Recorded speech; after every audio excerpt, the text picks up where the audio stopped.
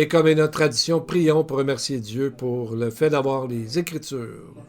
Seigneur, nous te bénissons, notre Dieu, notre Roi de l'univers, qui nous a donné la possibilité d'avoir la parole de vérité et qui a planté au milieu de nous, par la foi, la vie éternelle. Béni sois-tu, ô Dieu, qui nous donne les Écritures. Amen. Donc, ouvrons nos Bibles dans le livre très puissant de Habakkuk. C'est notre dernière étude aujourd'hui et j'ai l'impression que j'en connais pas plus que quand j'ai commencé, tellement ce livre est profond et compliqué, mais un des plus enrichissants lorsqu'on l'étudie et qu'on voit la profondeur de ces textes qui ont un lien avec la seconde venue de Jésus. Imaginez-vous, c'est quand même très, très béni de voir tout ça. Et on voit que déjà au chapitre 3, commençons au verset 8, Habakkuk se tourne maintenant vers l'audience parce que le peuple d'Israël, parce que c'était un lévite, un sacrificateur, quelqu'un qui enseignait la parole. Et là, il commence à ramener à leur mémoire tous ces miracles que Dieu a fait pour la nation dans le passé. Sûrement un encouragement parce que les temps à venir, dans les prophéties, on voit que les Chaldéens et les Babyloniens se préparaient pour les envahir. Donc, Habakkuk ramène ces prophéties comme un encouragement en se servant du passé. Il commence au verset 8 en disant « Une drôle de question. L'Éternel est-il irrité contre les fleuves? Est-ce contre les fleuves que s'enflamme sa colère? Est-ce contre la mer que se répand ta fureur? » Bien évidemment, le Seigneur n'était pas choqué contre les rivières elles-mêmes, ni à la mer, mais envers ceux qui venaient comme des eaux, comme une rivière contre son peuple et contre le Créateur de la terre. Dieu a souvent utilisé la nature comme image, mais aussi pour montrer sa colère contre les ennemis ou même contre son propre peuple à certains moments. Donc on voit qu'Habakkuk fait référence au début lorsqu'ils étaient devant ce qu'on a appelé la mer Rouge et qu'en hébreu on dit la mer des roseaux, pour permettre à 3 millions de gens de marcher sur la terre sèche après la grande délivrance de l'Égypte. Donc, Habakkuk, dans le fond, il est en train de le rappeler, quand ils sont entrés dans le pays, un miracle semblable est arrivé. Le Seigneur a ouvert la rivière du Jourdain et ils étaient menés par l'arche de l'Alliance, le symbole de sa présence, jusqu'à aller plus tard dans la terre promise. Donc, il rapporte 2 miracles que seulement le Créateur de la terre peut faire. À ton aspect, les montagnes tremblent, des torrents d'eau se précipitent et l'abîme fait entendre sa voix. Il lève ses mains vers en haut.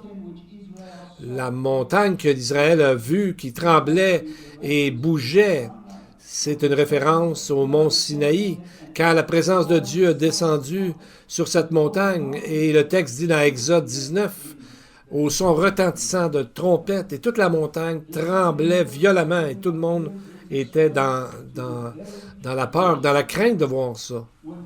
Et le deuxième miracle dont on parle ici, c'est quand il y a eu la création du monde, quand le Seigneur a séparé les eaux de la terre sèche. Et le mot l'abîme ici, le même en hébreu tehom, qui parle du deuxième verset dans Genèse lorsqu'il est dit que la terre était informe et vide, il y avait des ténèbres à la surface de l'abîme. C'est le même mot, tehom. Et l'Esprit de Dieu se mouvait au-dessus de la surface des eaux.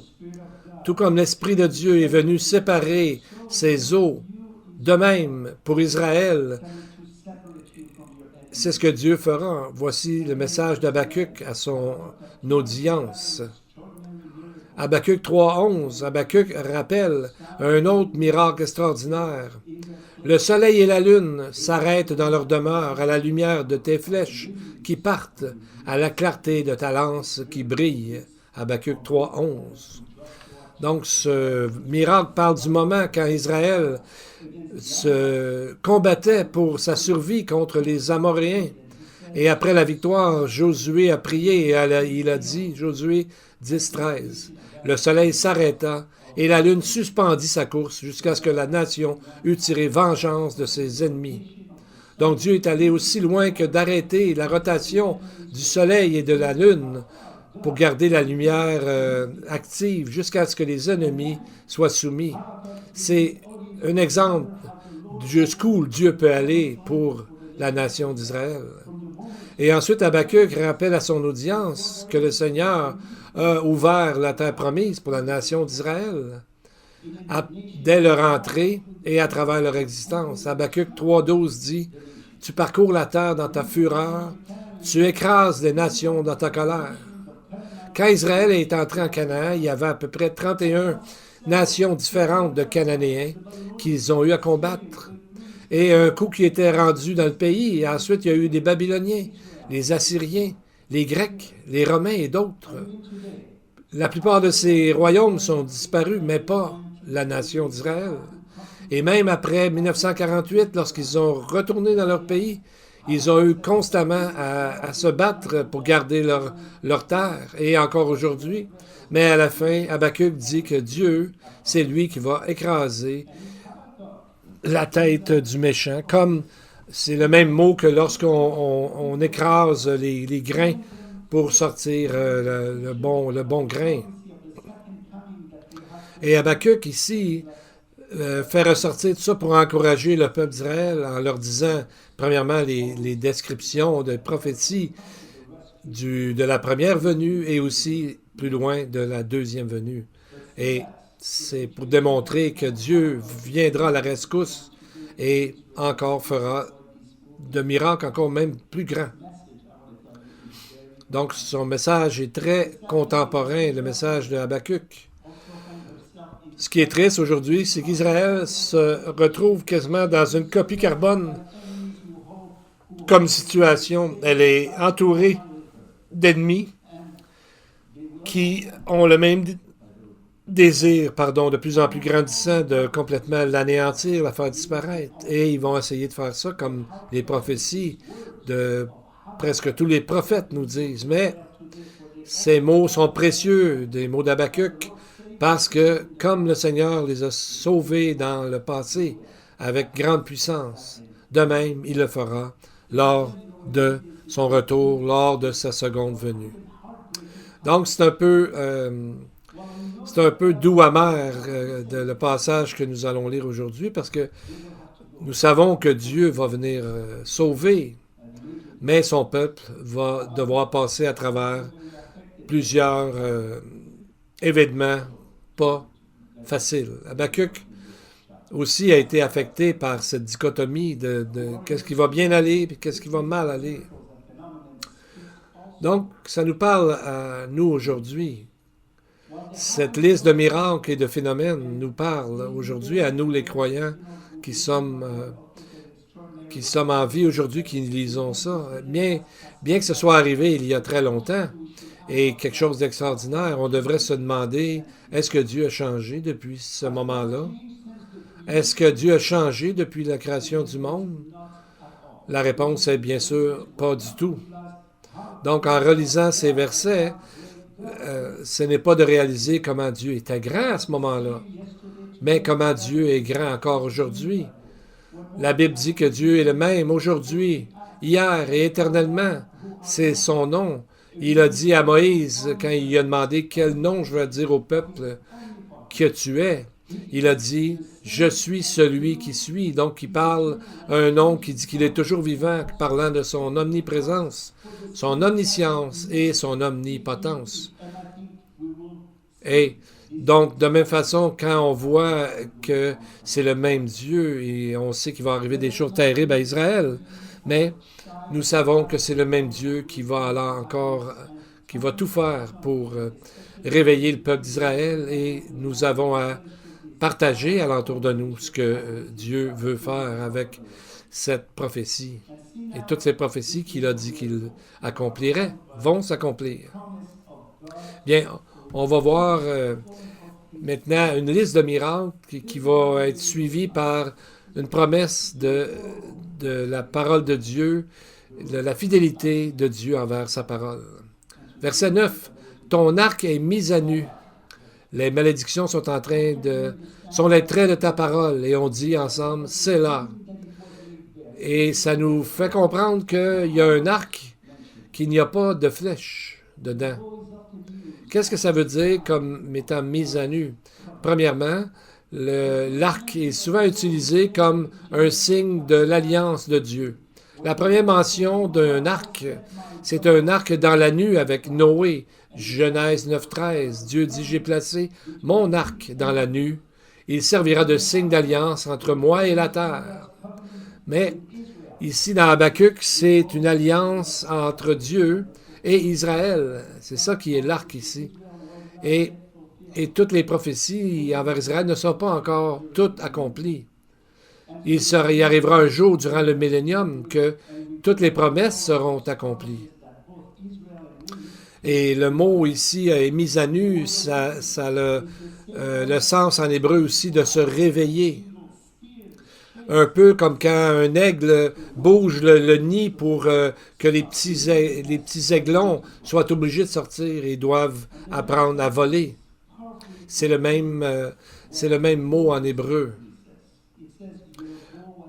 Et le texte dit, si on lisait littéralement, ça serait « Tu as dénudé ton arc, l'alliance de ta parole aux tribus. » Et encore, nous disons « C'est là. » Pour faire une paraphrase, on pourrait dire « Ton alliance et tes promesses aux tribus d'Israël ont été réveillées ou mises à nu ou révélées à tout le monde. » Parce que la parole de Dieu, ses promesses, ses alliances ne retournent jamais à lui en vain. Donc, ces promesses sont comme entourées par un arc. Rappelez-vous ce qu'Ézéchiel nous a dit comme vision. 1, verset 28. « Tel l'aspect de l'arc qui est dans la nue en un jour de pluie, ainsi était l'aspect de cette lumière éclatante.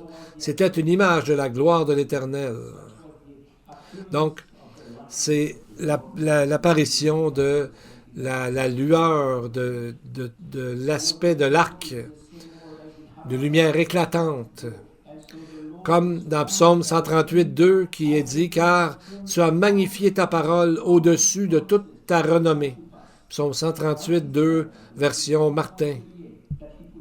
Donc, dans le fond, c'est que Dieu est en train de dire qu'il met sa parole, même au-dessus de son nom, parce que sa parole est la vérité et demeurera toujours, Jésus nous a dit. Que le monde va passer, mais sa parole ne passera jamais. Bien, qu'est-ce qu'on va faire dans notre vie maintenant pour appliquer ces choses-là dans notre vie?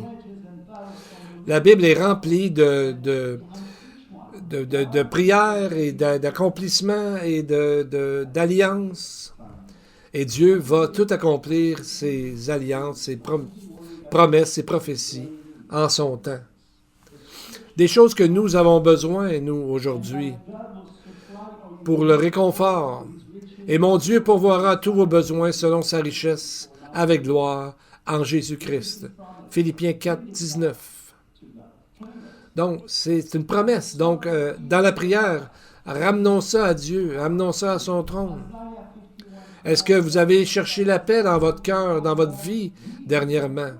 Dieu lui-même a dit, Ésaïe 51, 12, « C'est moi qui vous console. » Donc, on peut réclamer cette promesse dans la prière, lorsqu'on a besoin de réconfort, quelle que soit la raison.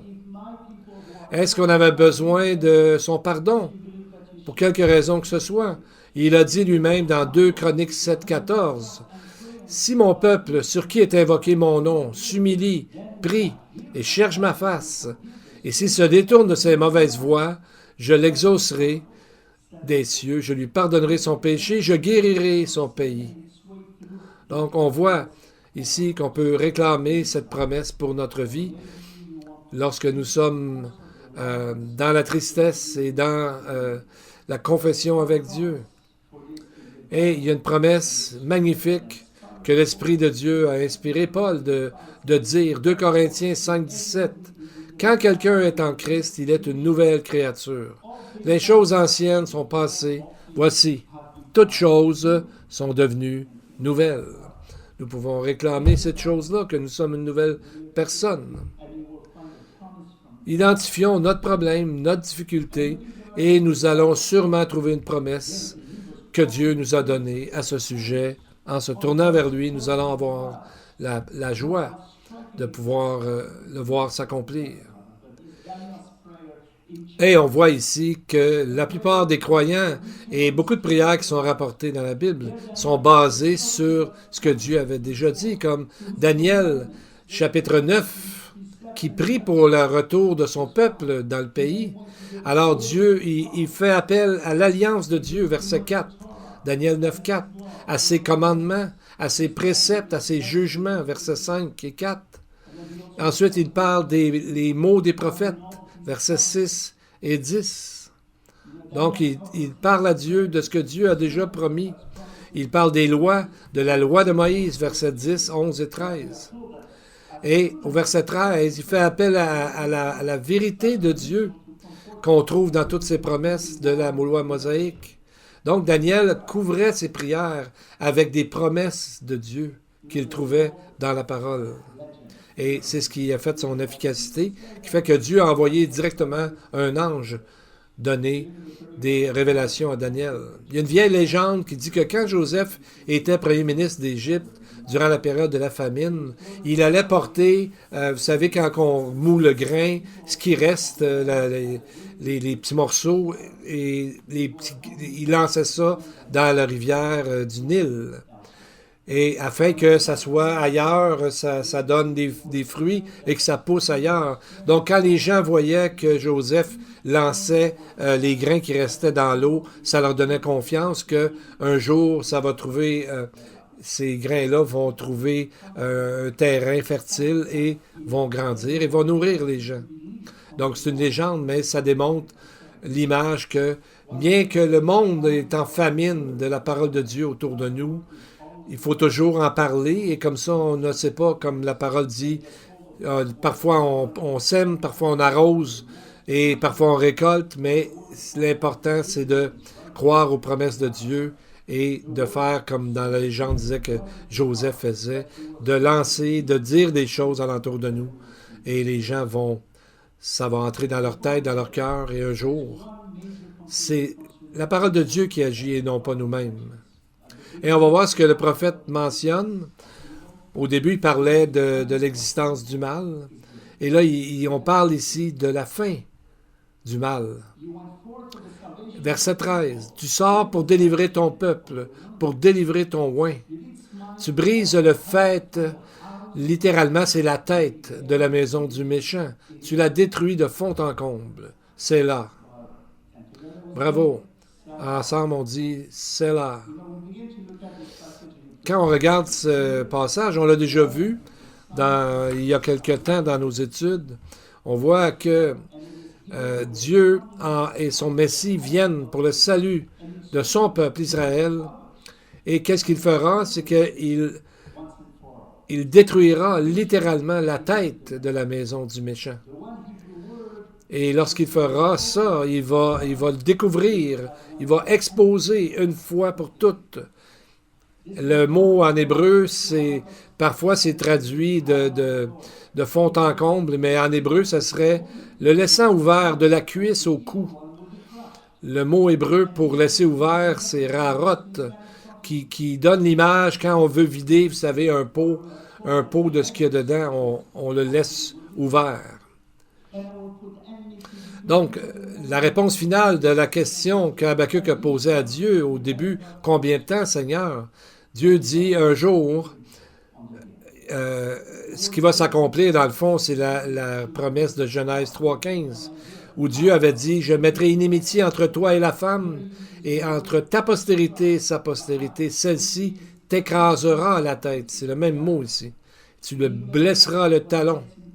Donc, le mot blesser en Genèse, ça veut dire de s'agripper, de tenir à quelque chose. Et ici, Habakkuk dit, le reste de l'histoire qui arrivera, il va frapper, mahatz en hébreu, qui veut dire ébranler, fracasser. Donc, l'accomplissement total du texte de Genèse 3,15 que Dieu avait donné dès le début de l'histoire du monde. Et c'est ce qui va arriver. Donc, Habakkuk a été touché de toute cette clarté tout à coup que Dieu lui répond. Au début de son livre, rappelez-vous, il se demandait qu'est-ce que Dieu faisait, que ça prenait du temps. Mais là, on voit qu'après avoir compris ce que Dieu ferait, il va voir à la fin du texte combien il est dans la joie. Mais avant, quelque chose de triste, verset 16. Le prophète, quand même affecté, il dit « J'ai entendu et mes entrailles sont émues. À ce son, mes lèvres frémissent, mes os se consument et mes genoux chancellent. En silence, je dois attendre le jour de la détresse, le jour où l'oppresseur marchera contre le peuple. » On voit ici vraiment l'esprit d'amour de ce prophète et l'esprit d'évangélisation, d'en parler aux autres. Parce que même si Habakkuk lui a été donné de voir la fin du mal, il savait que les Chaldéens ou les Babyloniens s'en venaient pour envahir Jérusalem et détruire le temple et tuer beaucoup de gens. Mais est-ce que Israël aujourd'hui n'est pas dans la même situation? Et nous, les croyants, savons que le Seigneur revient, mais nous savons qu'avant, le monde entier sera en guerre et jusqu'à la plus terrible des guerres, la dernière, Armageddon. Donc, c'est là qu'on voit que Habakkuk, lorsqu'il réalise cette vérité, il a tremblé, il était ému et ses lèvres frémissaient. On dirait qu'il ne pouvait pas se tenir debout parce qu'il a vu la vision de l'invasion à venir. On voit comment il était affecté par la prophétie. C'est la réaction des hommes et des femmes de Dieu. Quand Jérémie a vu la même évasion par une révélation de Dieu aussi, il a dit ces mots très poignants. Jérémie 4, 19, il a dit « mes entrailles, je souffre dans mon cœur, le cœur me bat. Je ne peux pas me taire car tu entends, mon âme, le son de la trompette, le cri de guerre. » Donc on voit que c'est vraiment un cri pour les âmes des gens qui ne sont pas sauvés, qui ne sont pas des croyants. C'est quand le cœur de quelqu'un rencontre le cœur de Dieu. C'est lorsque nous rendons compte que Dieu en souffre et que le monde entier en souffre. Donc, on partage la souffrance de Dieu. Jérémie était très affecté dans ses émotions, ses réactions.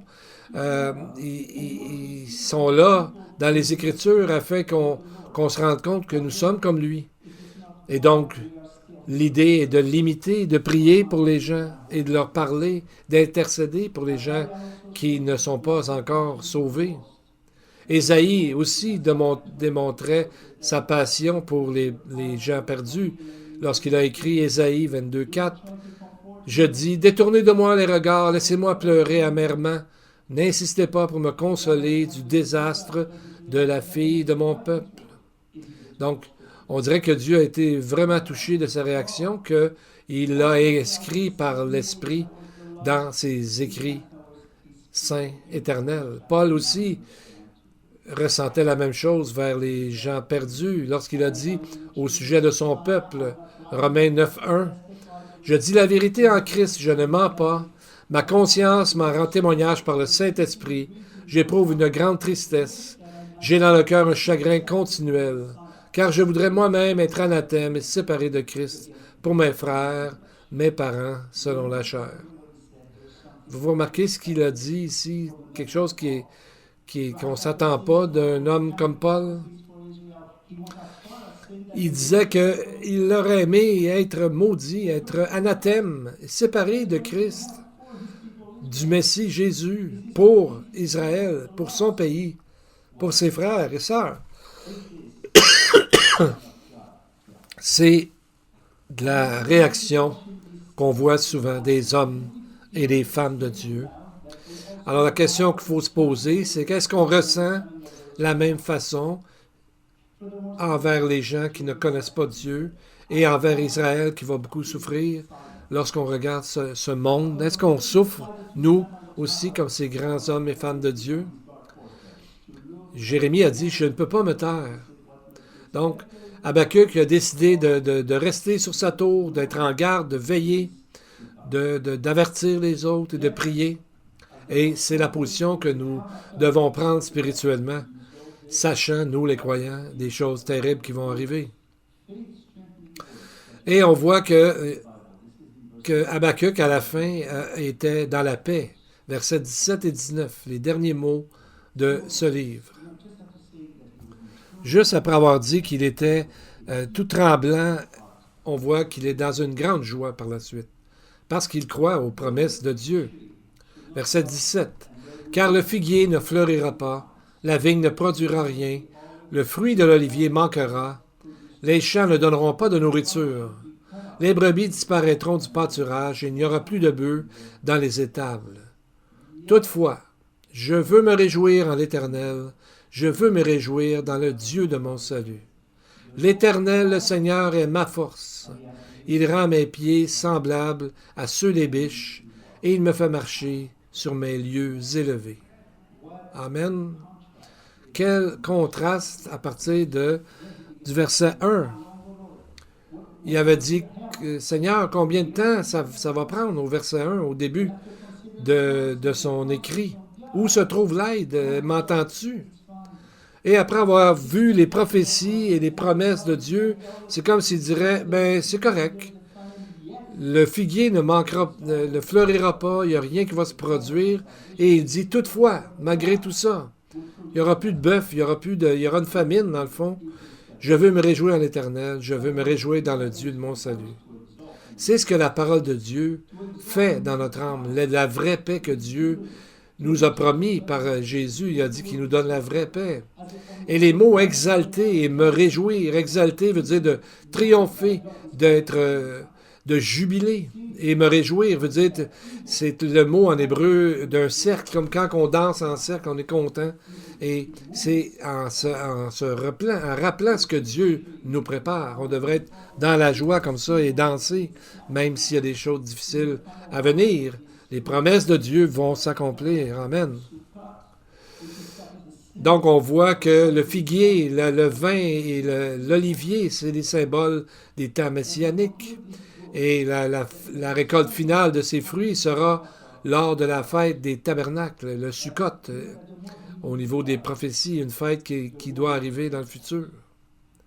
Et on voit que plus que Habakkuk en apprend, plus ça le rapproche de son Créateur et ça le transforme. Au début, il voit le mal qui grandit autour de lui, mais quelque chose arrive après que Dieu lui ait répondu et qu'il ait compris les promesses de Dieu à s'accomplir. En même temps que Dieu lui montre qu'il est bien impliqué et en même temps, Dieu lui montre sa grande sainteté, sa pureté, sa lumière. Et c'est là que Habakkuk dit, « Tes yeux sont trop purs pour voir le mal. Tu ne peux pas regarder l'iniquité. Pourquoi regarderais-tu les perfides et te tairais-tu quand le méchant dévore celui qui est plus juste que lui? » On voit ici le grand changement. Au début, il accusait presque Dieu d'être absent. Maintenant, il le voit comme étant tellement impliqué qu'il ne peut pas comprendre comment est-ce qu'un Dieu si saint peut voir autant de mal. Donc, on voit que sa connaissance de la prophétie, de la parole de Dieu, l'a amené à réaliser que Dieu n'est pas un endroit caché très loin dans les cieux. Il est ici et actif, et il demande comment un Dieu si pur, si saint, laisse aller tellement de mal, alors qu'il pourrait le régler, mais Dieu lui a dit qu'il y a un moment pour ça. Donc, c'est ce que l'effet donne d'être entouré dans la parole de Dieu. Alors, Habakkuk a décidé, dans sa transformation, et c'est là qu'il avait dit au début du chapitre 2, quand il a dit « J'étais à mon poste, je me tenais sur la tour, pour voir ce que l'Éternel me dirait, ce que je répliquerais après ma plainte. » Et lorsqu'il a su qu'est-ce que Dieu lui disait, il est dans la joie, il est réconforté. Et il dit, je me tenais sur la tour, je veillais pour voir ce que l'Éternel me dirait et ce que je ferais par la suite. Le mot en hébreu, c'est vraiment, il se tenait comme une colonne, comme un pilier. Parce que Habakkuk a décidé de se tenir ferme et de continuer son travail comme sacrificateur et de surveiller, de continuer à observer, à regarder ce qui se passe. Et c'est exactement ce qu'un un surveillant doit faire en haut de sa tour. Il avertit, il informe, il alerte. Donc, on voit trois étapes qui amènent vers une grande sanctification. Le premier changement dans le prophète s'est produit à travers une plus grande connaissance de Dieu. Il ne savait pas que Dieu était tellement impliqué dans nos vies. Ensuite, dans une deuxième transformation, il réalise que c'est son travail maintenant de veiller et de proclamer la parole. Donc sa mission a pris un sens et il a sûrement porté plus de fruits maintenant qu'il comprenait et le présent et le futur arrivé. Et la troisième transformation est au moment que tout va mal, tout à coup, on voit qu'il est rempli de paix et d'amour, et c'est là qu'il a écrit ce cantique. Maintenant, un point important qu'on peut se demander, où est Jésus dans le livre d'Habakkuk? Rappelez-vous quand les deux disciples d'Emmaüs qui se promenaient après la mort et la résurrection de Jésus, Jésus leur a apparu. Ils ne l'ont pas reconnu tout de suite.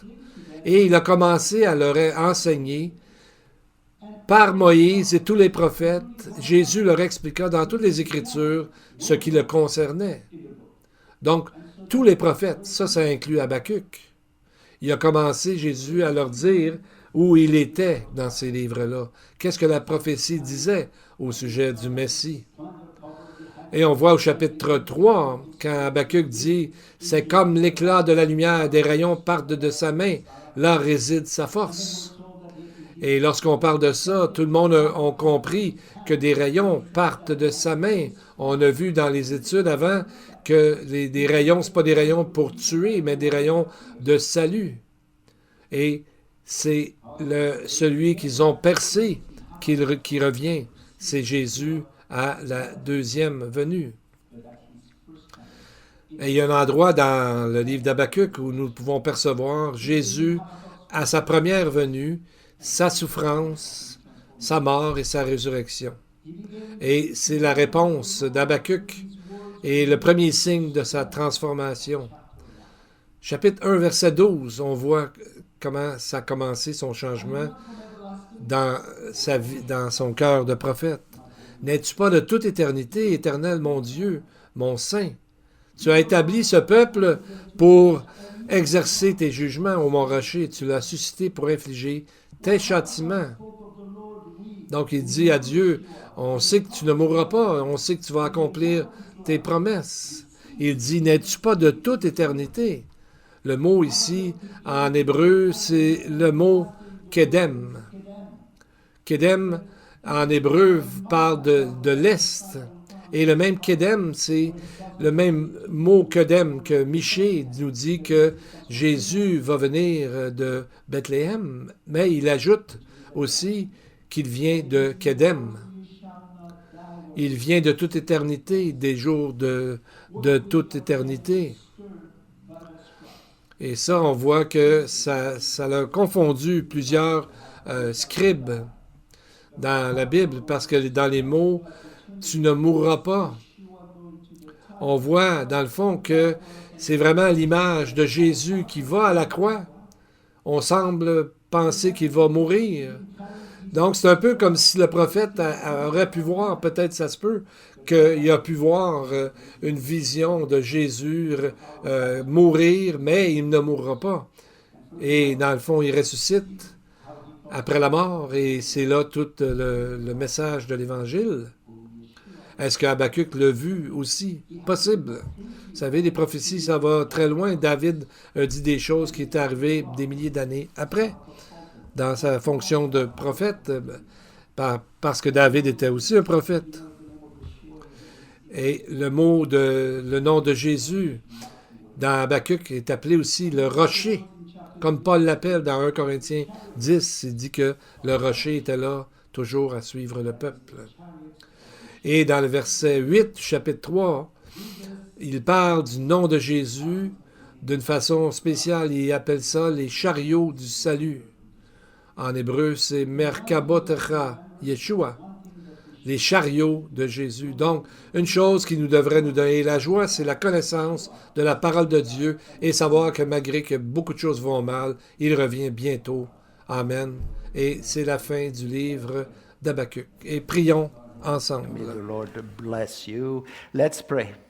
Let's bow our head in prayer. I will pray part of an ancient Jewish prayer. Vitkadal vitkadash meraba. Exalted and hallowed be his great name in the world which he created according to his will. May he establish his kingdom in our lifetimes, in our days, and in the lifetime of the whole house of Israel speedily and at a near time. And we say amen. May this great name be blessed forever and ever. Avinu Malkeinu, this morning we praise you and glorify you, for you are the unsearchable God beyond every created being's comprehension. We thank you for your Spirit of light who dwells in every believer, so that we may know you, the great God, and know Yeshua HaMashiach, whom we have sent, you have sent. And so we say like Habakkuk, Lord, we feel like Habakkuk. We want to be like Habakkuk in the sense of wanting to have this joy and exaltation in our heart. And so, Lord, this morning we ask that you fill our homes with your power and your participation, for we have offered to you our praises and our love, and we do this in the name of Yeshua. And to the congregation, the Lord bless you and keep you. The Lord make his face shine upon you and be gracious to you. The Lord lift up his countenance upon you and give you peace. Amen and amen. May the Lord bless you all. For Yeshua. Oh,